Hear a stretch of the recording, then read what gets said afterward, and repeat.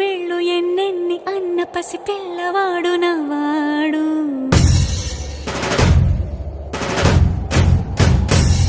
విడుముండోడు అని ఊరువాడ అనుకున్న గాని మహారాజు నాకు నవ్వాడు.